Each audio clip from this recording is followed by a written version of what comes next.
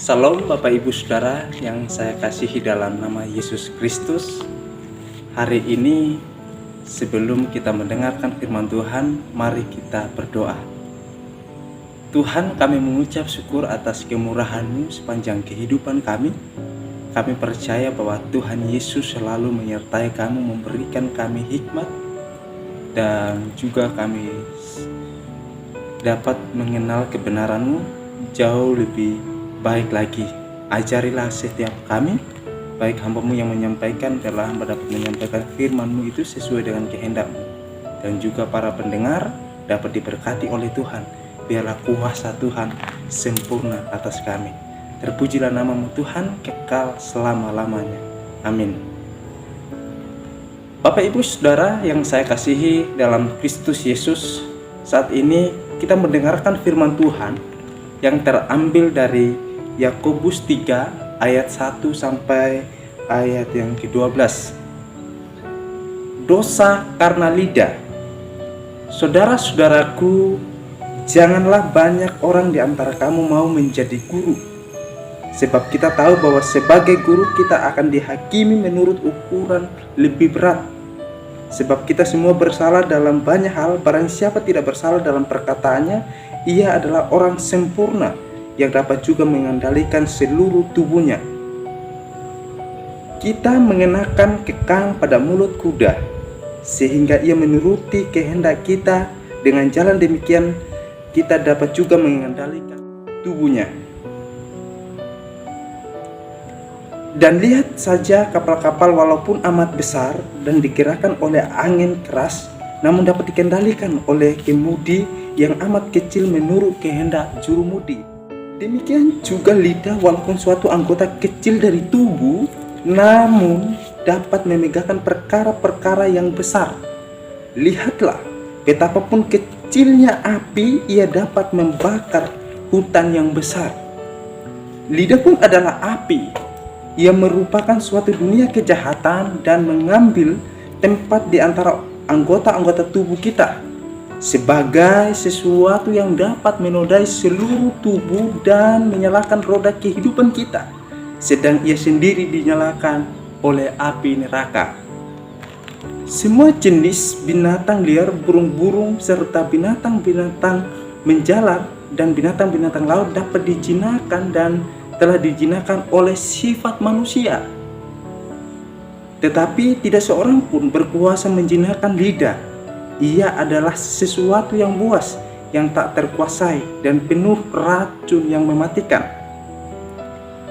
Dengan lidah kita memuji Tuhan, Bapa kita, dan dengan lidah kita mengutuk manusia yang diciptakan menurut rupa Allah.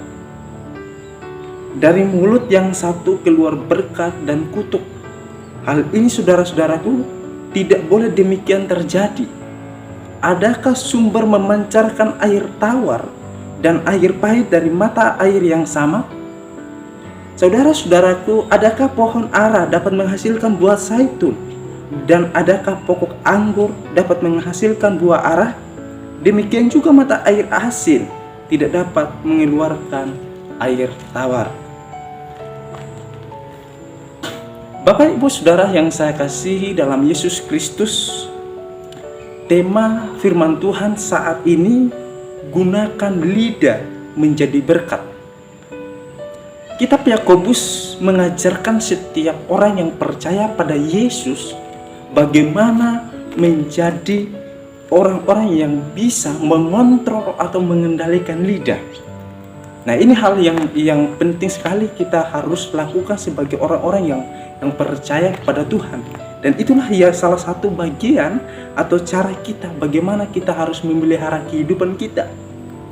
Nah, kita lihat dari Yakobus 3 ayat 1 dijelaskan di situ, lidah adalah alat utama bagi seorang guru. Ya, maka Yakobus memulai, jangan ada banyak orang di antara kamu yang mau menjadi guru. Nah, artinya pada zaman itu ada banyak orang-orang yang berbondong-bondong untuk mau menjadi guru dan bahkan mau menjadi pengajar Kristen.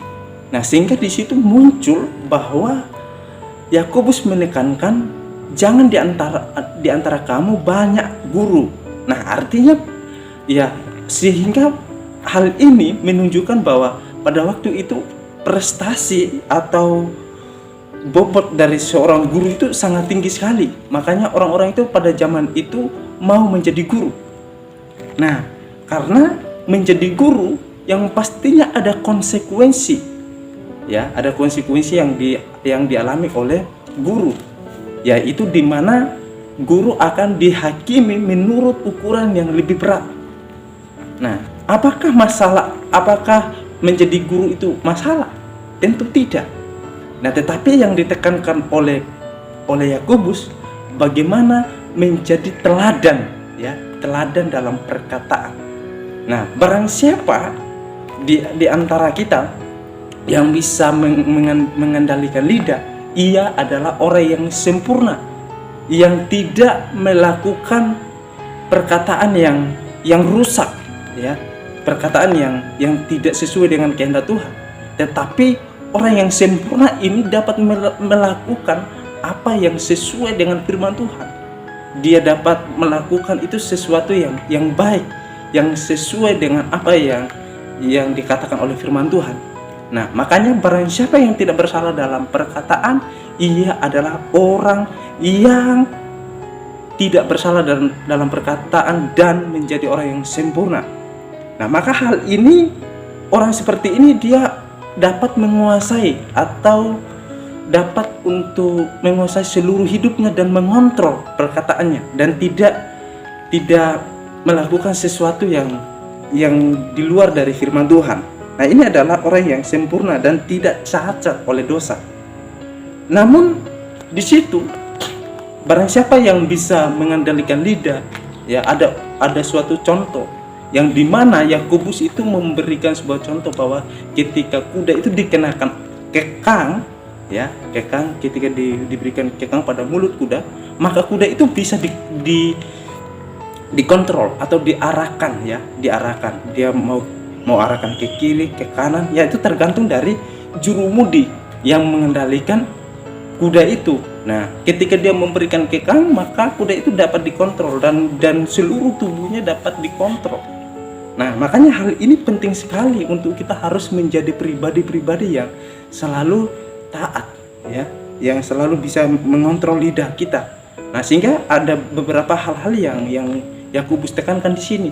Nah, bahkan ya Yakobus juga menjelaskan tentang kapal, ya, kapal yang begitu amat besar dan bisa dikendalikan oleh jurumudi yang paling kecil. Nah, begitupun dengan lidah kita, ya. Dengan lidah kita harus menggunakan lidah untuk menyatakan kasih. Ya, bagaimana kita menyatakan kasih dan kemuliaan Allah dengan kata-kata yang mendatangkan berkat, ya, bagi sesama dan Tuhan. Oleh karena itu, Bapak Ibu Saudara, mari kita belajar untuk menjadi pribadi-pribadi yang bisa mengontrol lidah kita. Nah, sehingga kita menjadi pribadi-pribadi yang selalu taat pada kebenaran firman Tuhan. Nah, itulah hal-hal yang sangat penting sekali. Oleh karena itu, Saudara, di ayat 8 pun di situ menjelaskan, ya, lidah itu pengaruhnya itu sangat besar, yang dimana sukar untuk dijinakan. Makanya Yakobus pun memberikan sebuah contoh yang dimana, ya, manusia itu bisa menjinakkan atau mempunyai keterampilan untuk menjinakkan binatang-binatang liar, ya, tetapi lidah tidak dapat dikontrol atau dijinakkan oleh manusia, ya. Tetapi bagaimana untuk menjinakkannya? Nah, itu kembali pada kehidupan kita, ya. Dan bahkan lidah juga sering mengatakan sesuatu yang sering merupakan racun. Artinya lidah kita itu dapat memfitnah, dapat berbohong dan mengatakan sesuatu yang sifatnya hoax, ya, yang kita kenal pada zaman sekarang. Nah, kalau di zaman dulu pun hoax itu sudah ada, ya, di mana pada zaman itu diberitakan sesuatu kebenaran yang palsu atau yang tidak benar, ya, dan juga yang tidak sesuai dengan fakta yang terjadi. Oleh karena itu Bapak Ibu Saudara, mari kita harus bisa untuk mengontrol perkataan kita, sehingga perkataan kita tidak membawa pada kematian, ya. Karena sudah dijelaskan bahwa hal ini merusak. Nah, jadi orang yang tidak dapat mengontrol perkataannya tidak berkenan kepada Allah. Jadi orang yang berkenan kepada Allah adalah orang-orang yang bisa mengontrol lidahnya. Oleh karena itu Yakobus menambahkan suatu contoh ya bagi orang percaya, ya bagaimana menggunakan lidah untuk bagaimana kita memuji Tuhan. Tetapi juga lidah bisa untuk kita melontarkan kata-kata yang jahat terhadap sesama kita, dan bahkan kita menghujat Tuhan atau menghina seseorang yang diciptakan oleh Allah menurut gambar dan rupa Allah itu sendiri. Nah, jikalau kita melakukan itu sama dengan kita menghina pencipta kita.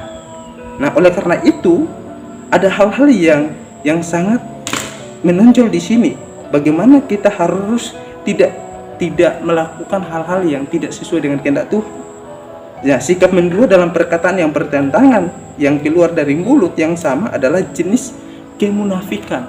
Ya, artinya kita tidak konsisten. Kalau kita tidak konsisten, ya kalau orang yang mengatakan itu bahwa dia memuji dan memuliakan nama Tuhan, maka dia dapat mengontrol perkataannya. Ya, makanya ada beberapa pokok pengajaran yang ditekankan oleh Yakobus bahwa air tawar atau air pahit tidak bisa memancar dari mata air yang sama. Begitupun dengan pohon, ya. Ya, kalau kita nanam, contoh aja, kalau kita mau nanam pohon pepaya, ya yang tentunya kita akan harap pohon pepaya. Tidak mungkin kita mengharapkan ya buah rambutan, itu seperti itu. Jadi itulah yang harus kita lakukan. Jadi kalau kita mengatakan bahwa kita memuji Tuhan, maka kita akan melontarkan kata-kata yang positif, yang membangun, yang membawa berkat bagi orang lain. Nah, itulah yang ditekankan oleh Yakobus di sini. Maka saudara, di sini saya ajak untuk kita semua, ya, bahwa kita harus hidup dalam perkataan yang membangun, yang memuliakan nama Allah, dan kita harus menjadi berkat bagi sesama kita. Teruslah berkata-kata dalam kata-kata yang indah, yang membangun dan juga memberi semangat, menghibur bagi orang-orang yang dalam keadaan putus asa, yang lemah. Dan bagaimana kita harus menjadi berkat bagi sesama kita, dan bagaimana kita harus hidup sesuai apa yang firman Tuhan katakan. Oleh karena itu, saudara, di masa-masa sekarang ini, mari kita harus memperkatakan kata-kata yang positif bagi sesama kita. Bagi sesama kita yang sedang sakit, kita harus katakan hal-hal yang positif. Ya, kalau ada saudara-saudara kita yang sakit, kita mendoakan mereka. Kita harus memberikan mereka semangat, motivasi, dukungan. Nah, dengan perkataan yang baik, maka itu mendatangkan sesuatu yang luar biasa, yang mendatangkan berkat bagi sesama dan orang lain. Kiranya Tuhan Yesus memberkati kita. Amin.